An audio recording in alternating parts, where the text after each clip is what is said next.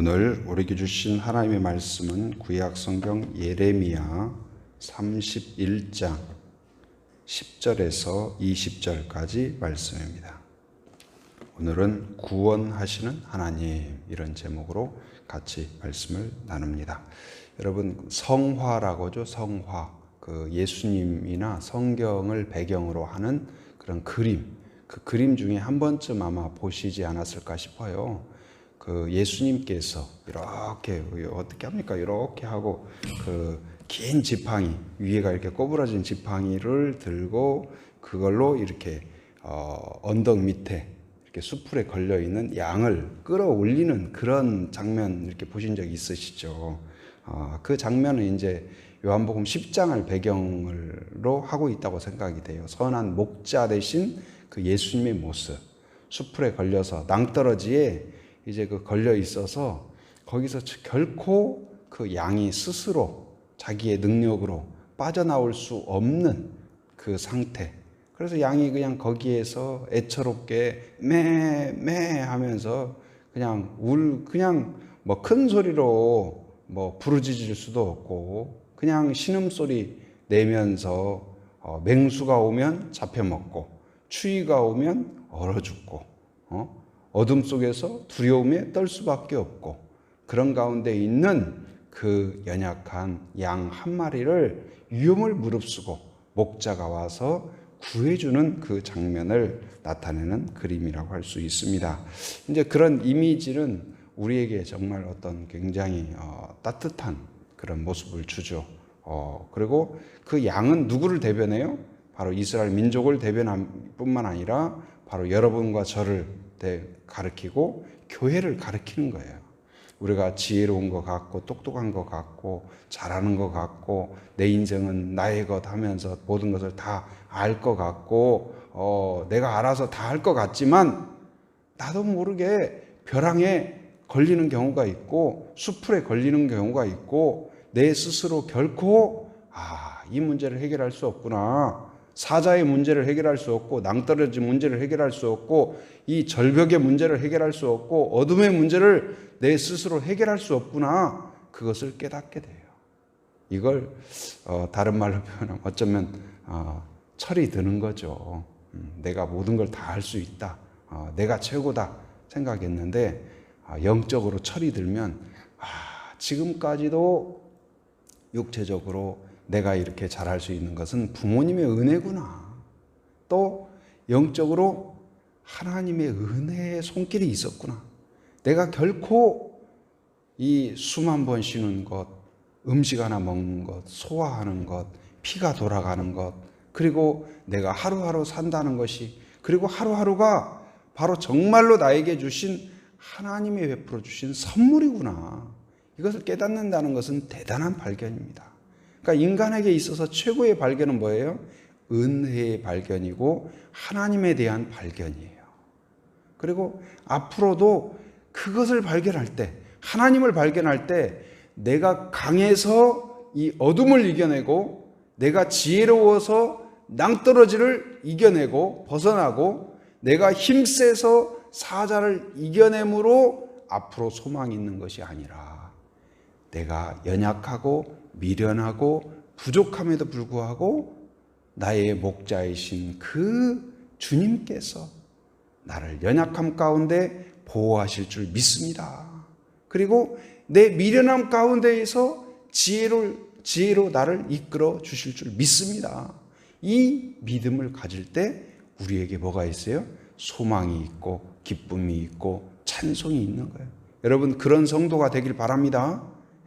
내가 우리가 이 무기력하게 살자는 말이 아니에요. 내가 모든 것이 주인이 되고 내가 할 수 있다고 생각하고 내가 이걸 뭐라고 그래요? 교만이라고 그래요. 교만. 우리는 스스로 할 수 있는 존재가 아니에요. 스스로 존재하는 존재가 아니에요. 스스로 계시는 분은 누구밖에 없어요? 하나님밖에 안 계세요. 그런데 우리는 만들어진 존재요, 은혜 가운데 사는 존재요, 하나님의 손길 가운데 생존할 뿐만 아니라 복된 존재가 우리예요. 여러분, 그 비결을 깨닫고 그 안에서 감사하고 그 안에서 기뻐하는 그런 성도가 되기를 바랍니다.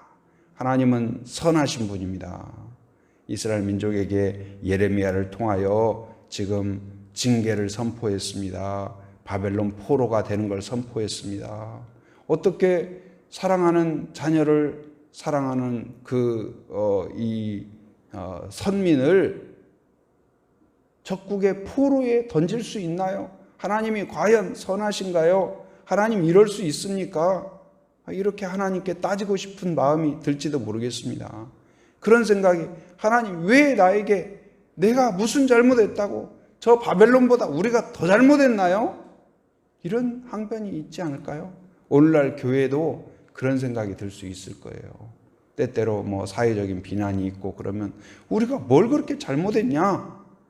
다른 사람들보다 우리가 더 잘못한 게 뭐가 있냐?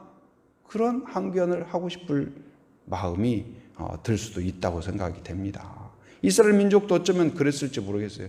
그들이 타락했지만 하나님을 알지 못하던 그들보다 더 타락했을까? 그랬을 수도 있지만 그렇지 않을 수도 있어요.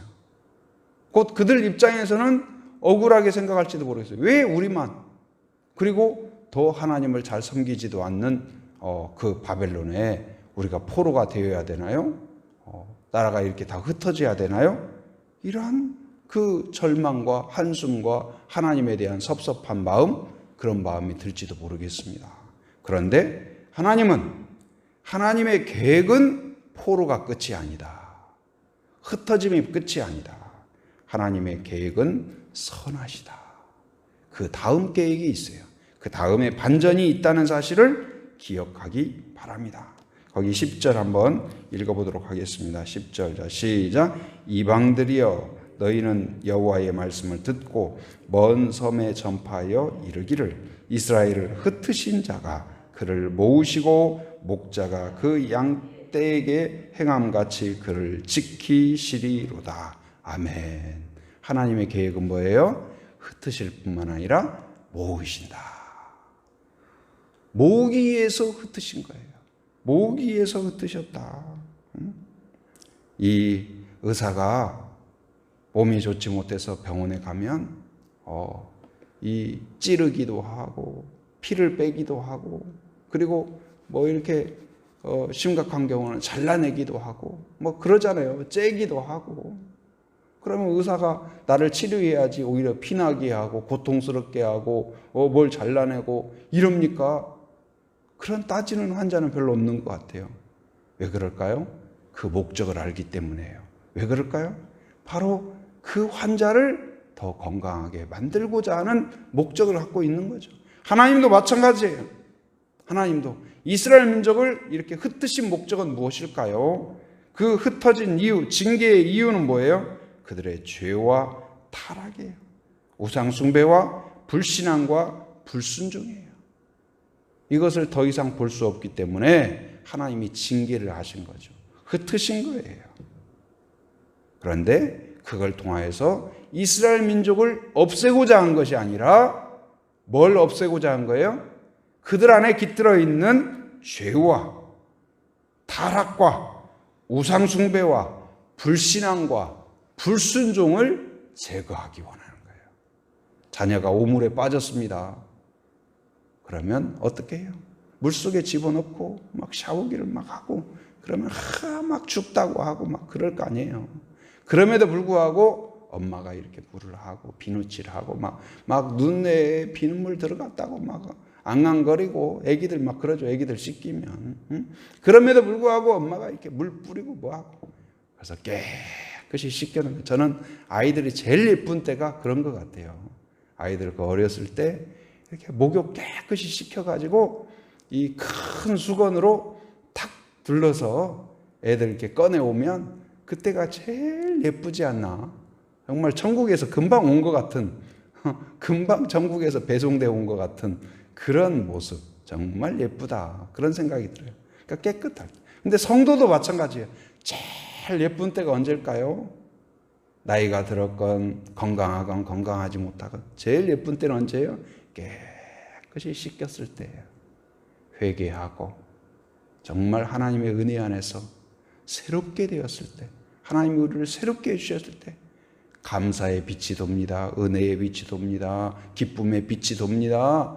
깨끗한 그 아이가 우윳빛 살결이 돌듯이 우리의 그 마음 가운데 마음이 새로워졌을 때 그때가 제일 예쁜 거죠.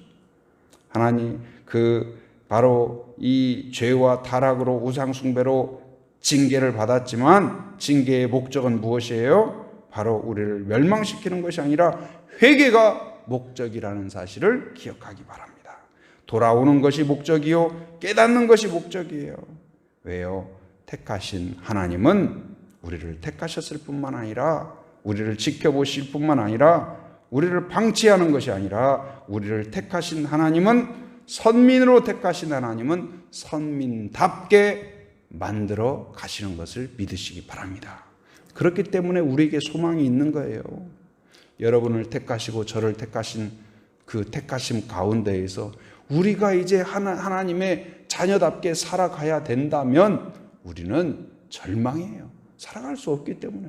그런데 하나님이 돌보시고 지키시고 새 마음을 주시고 성령을 부어주시고 기도케 하시고 헌신케 하시고 넘어졌다가도 다시 일어나게 해주시고 다시 닦아주시고 다시 격려하시고 다시 등을 또닥여 주시고 일으켜 주셔서 결국은 약속의 땅에 도달하게 하시는 것을 믿으시기 바랍니다.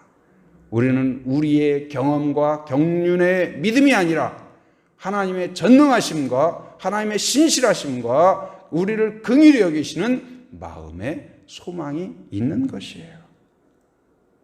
하나님은 바로 우리를 깨닫게 하시고 우리를 회개하는 자로 만들어 가십니다.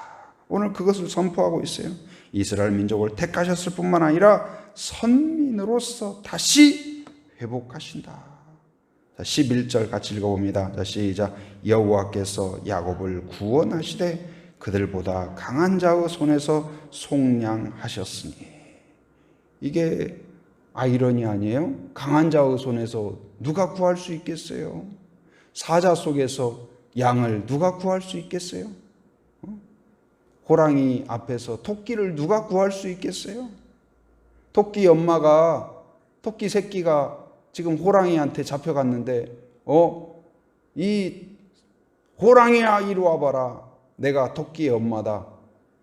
나선들 토끼 삼촌이 나선들 토끼 부대가 나선들 그 토끼를 구해올 수 있겠어요? 누구도 구할 수 없어요. 바로 그 호랑이를 포획할 수 있는 포수만이 구할 수 있는 것이죠. 바로 하나님만이 연약한 우리를 구하시는 분인 것을. 바로 이러한 사례는 성경에서 여러 군데 소개하죠. 출애굽도 마찬가지죠. 노예였던 이스라엘 민족이 누구를 물리치고 나와요? 그때의 가장 강력한 나라 애굽을 물리치고 나와요. 강한 자에게서 약한 자가 빠져나오는 거예요. 이게 어떻게 가능합니까? 그런데 하나님의 손길에서 이게 가능한 줄 믿습니다. 오늘 또 마찬가지예요. 이것이 뭐예요? 은혜예요. 은혜예요. 우리보다 훨씬 강한 마귀의 손에서 여러분과 저를 구출해 내는 줄 믿습니다.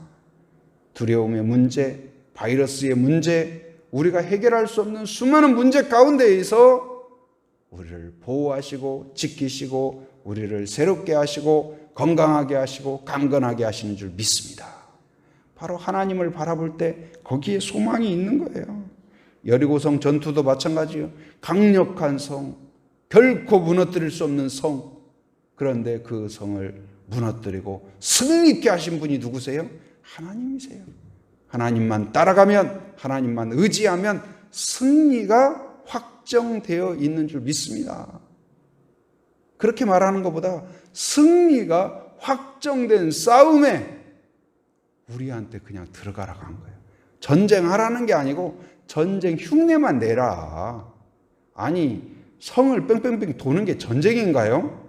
그게 무슨 공격 무기인가요? 그런데 무너져요. 신기해요. 하나님의 역사, 하나님의 놀라운 손길이 있다는 사실을 기억하기 바랍니다. 다윗과 골리앗도 마찬가지입니다.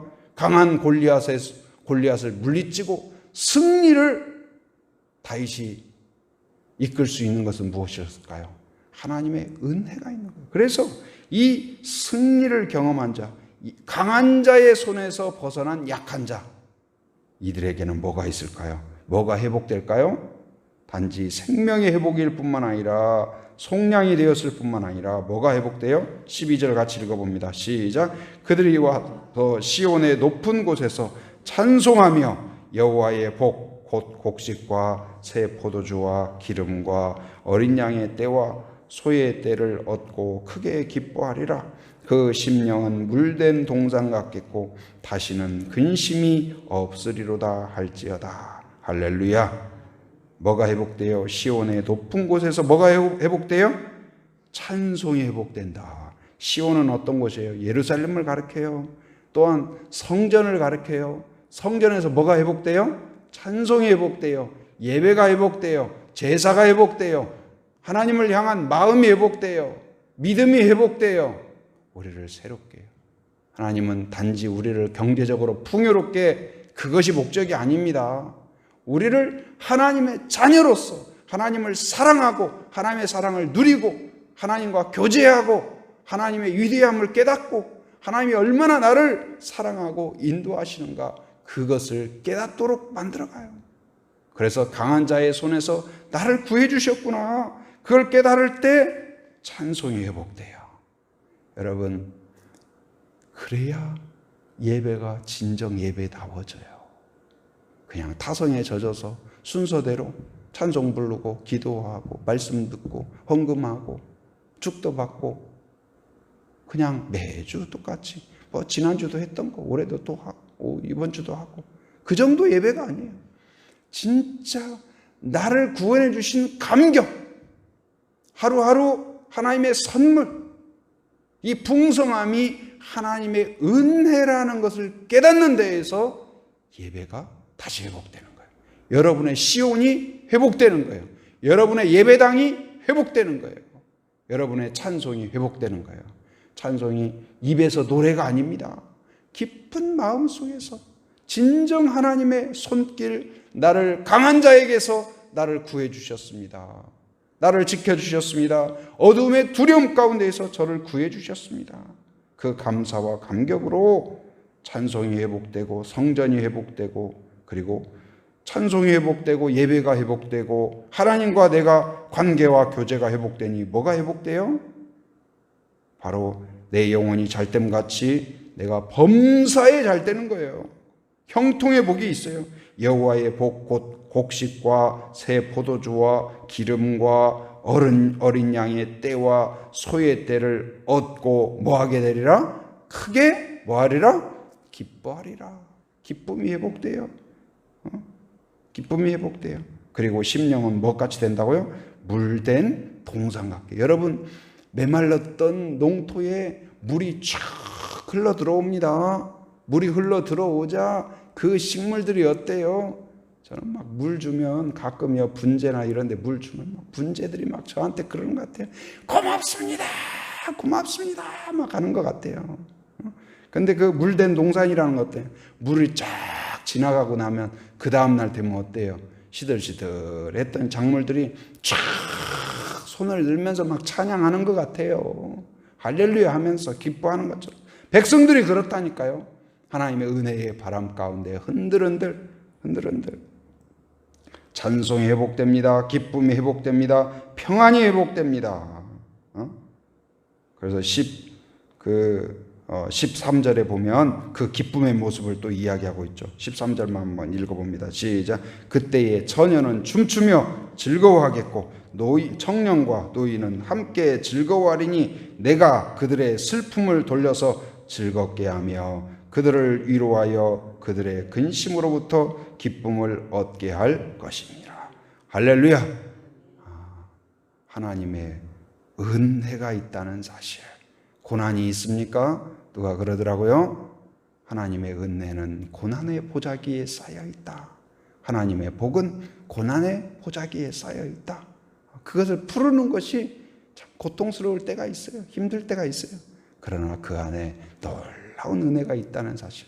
여러분, 여러 가지 어려움들이 있는 시대죠. 그러나 이것을 하나님을 바라보시기 바랍니다. 하나님의 목적을 바라보기 바랍니다. 나타나는 현상이 아니라 그 안에 우리를 새롭게 하시고 속량하시고 찬송을 회복하고 예배를 회복하고 거룩을 회복하고 기쁨을 회복하고 평안을 회복하는 하나님의 계획이 있다는 사실을 믿고 소망을 품고 감사하고 다시 하나님을 바라보고 회복의 은혜가 있는 여러분이 되기를 주님의 이름으로 축원합니다. 은혜가 충만하신 하나님 감사합니다. 오늘 이스라엘 민족을 택하셨을 뿐만 아니라 그를 흩으셨으나 흩으신 목적은 다시 돌아오게 하기 위함인 것을 깨닫게 하시니 감사합니다. 속량하시는 하나님 곧 그들을 강한 자의 손에서 속량하시고 구하시고 새롭게 하시는 모습을 보게 하심 감사합니다. 하나님의 은혜 안에서 우리가 새롭게 되고 안전하게 되고 회복되고 새롭게 될 줄을 믿는 저희들 되게 하여 주시옵소서. 우리의 예배가 회복되게 하여 주시옵소서. 하나님과의 관계와 교제가 회복되게 하여 주시고 찬송이 회복되고 기쁨이 회복되고 평안이 회복될 수 있도록 인도하여 주시옵소서. 하나님 이 땅을 긍휼히 여겨 주옵소서. 하나님 아버지의 모든 죄를 씻어주시고 이 땅을 치유하여 주시옵소서. 교회를 거룩하게 하여 주시옵소서. 이 위기 앞에서 더욱 하나님께 돌아가며 하나님께 무릎 꿇는 저희들 되게 하여 주시옵소서. 하나님께 더욱 기도하게 하시고 하나님 앞에 회개하게 하시고 하나님 앞에 정결함을 힘입을 수 있도록 인도하여 주시옵소서. 하나님 아버지 또한 여러 가지 이유로 고통받고 있는 환우들을 긍휼히 여겨 주옵소서. 질병으로 고통받고 있는 자들 하나님 아버지여 만져주시고 머리끝부터 발끝까지 만져주셔서 깨끗하게 치료하여 주시옵소서. 마음에 고통받고 있는 자들을 붙잡아 주시고 평안과 기쁨으로 하나님 바꿔 주시옵소서. 하나님 아버지 이 위기 상황 가운데에서 또한 성도들 가정과 일터를 지켜주셔서 안전하게 붙잡아 주옵소서. 또한 이 위기의 순간에 순회 안에서 서로 격려하고 축복하고 위로하는 믿음의 공동체가 되게 하여 주옵소서. 이 코로나로 큰 어려움을 겪고 있으나 이 민족을 긍휼히 여겨 주셔서 더욱 순결하게 되게 하시고 하나님을 의지하게 하시고 하나님의 손길 가운데 새롭게 되는 이 민족이 되며 교회가 되게 하여 주옵소서. 오늘 또 하나님을 의지하며 새벽을 깨운 한 분 한 분 기억하시고 큰 복으로 붙잡아 주시고 강한 손으로 붙잡아 주시옵소서. 또한 일터 가운데 또한 삶의 현장에 살아가는 모든 성도들 안전과 건강으로 지켜 주시옵소서. 해외 육지에 군에 있는 가족들 자녀들 기억하시사 오고 가는 모든 소식 위에 복된 소식 되게 하여 주시옵소서. 지금은 우리 주 예수 그리스도의 은혜와 하나님의 풍성하신 사랑과 성령의 교통하심 인도하심의 역사가 오직 하나님의 거룩하신 목적이 있음을 깨닫고 하나님을 찬양하며 하나님 앞에서 새롭게 될 것을 소망하는 한 사람 한 사람 머리 위에 가정 위에 일터 위에 사역 위에 지금으로부터 영원토록 함께 하시기를 간절히 축원하옵나이다. 아멘.